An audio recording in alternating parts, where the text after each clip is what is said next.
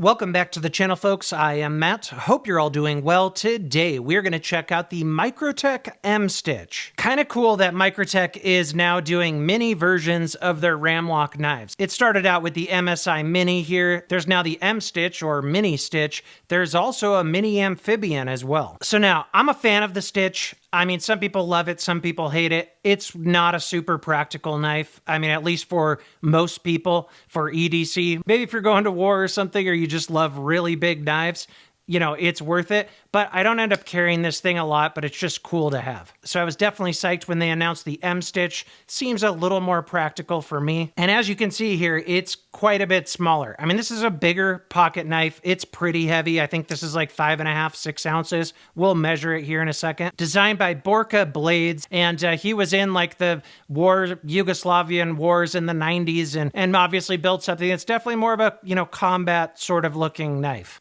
And then they've had multiple versions of it. This RAM-LOK is one of the newer ones, and it's got pretty good action now. But I have this issue where I have these fat hands right here, and if I hold this like this, and then I go to close it, it ends up clipping my hand right there. Let me know in the comments if you guys have that issue. Lots of different crossbar lock knives will do that to me, so I have to be careful how I hold them. So anyway, let's see this guy. A lot smaller, a lot lighter, and the action's actually pretty good right out of the box. It's not the smoothest in the world, but there we go. It's going pretty well. Easy to flick out. They initially launched this green aluminum with the apocalyptic blade finish, and then there's also a black one with a stonewash finish. I'm sure this is going to come out in a bunch of different colorways, though, like they did with the Mini MSI. That blade looks quite a bit thinner. So here's an idea on those two. And because my camera's not perfectly pointed down, it's even more drastic looking than that. Let's see what it looks like this way. Yeah. I mean, you can see there's quite a bit of difference here between the two sizes. I would say this is probably closer to like a Paramilitary 3. Yeah, these are very, very similar in size. So that's going to be helpful for people. Think PM3.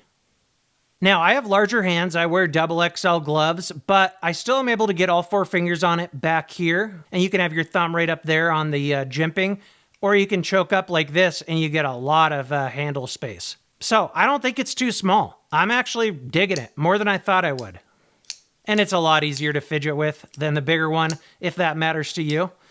Check out the difference in the blade stock thickness there. We're looking at about 126 thousandths. And the full-size guy here is probably off a little bit. 160 thousandths. Just a little bit over 7 inches it's looking like. The cutting edge about 2.5 inches. The blade about 3 inches or so. Weight 3.4 ounces. Not bad at all. Let's see what the, forget what the PM3 is with G10. Yeah, I mean, they're even similar in weight. These are very, very similar in size. Let's see what the full-size guy is.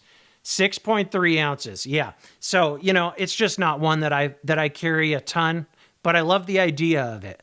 I want to be cool enough to carry this, but it ends up staying on a shelf a lot of times. But it's a freaking cool looking knife. Let's compare this to the MSI Mini a bit more.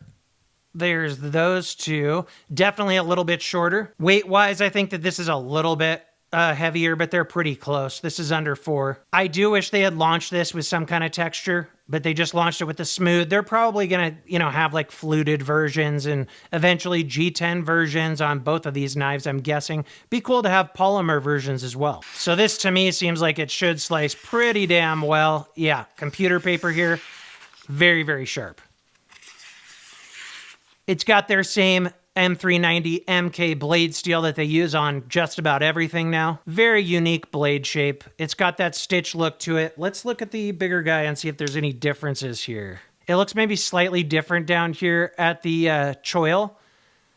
But overall, you know, shape, they look pretty similar. It just looks shrunk down. The finger hole is different. And so just looking at it, it looks like it hits the stop pin right around there. So you got a good amount of sharpenings on this, you know, more than enough for most people. I know that that's been a concern before with Microtech RAM-LOK knives, like the SOCOM, I think, was pretty close to the edge there. But I think it's hitting like right around there. So I think you got a good amount of space there. The stitches seem to be better with that.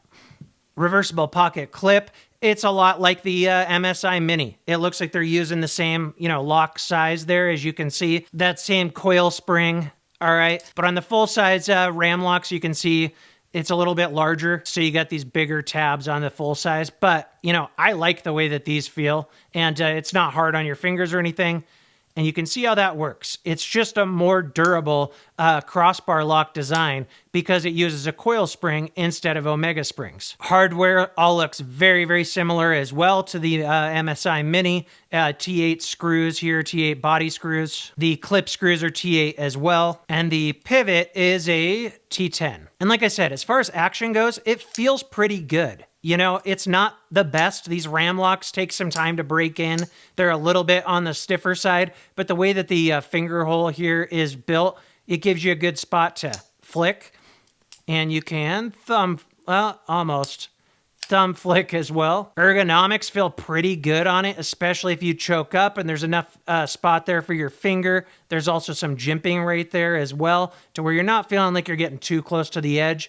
But if you need to, you can back up and still get 4 fingers on it. So yeah, it surprises me how close this is to like a PM3. The ergonomics aren't the exact same, but I wasn't expecting that. And I'm a PM3 fan. If you like the PM3, there's a pretty good chance you're gonna like this guy, as long as you're okay with crossbar locks. The action's a little bit different, but it's really one of the most robust crossbar locks out there. So I think that's it, guys. Let me know what you think down in the comments. Please like and subscribe if you enjoyed this video. I'll have the Amphibian Mini coming soon as well. That about wraps it up. Until next time, thanks for watching.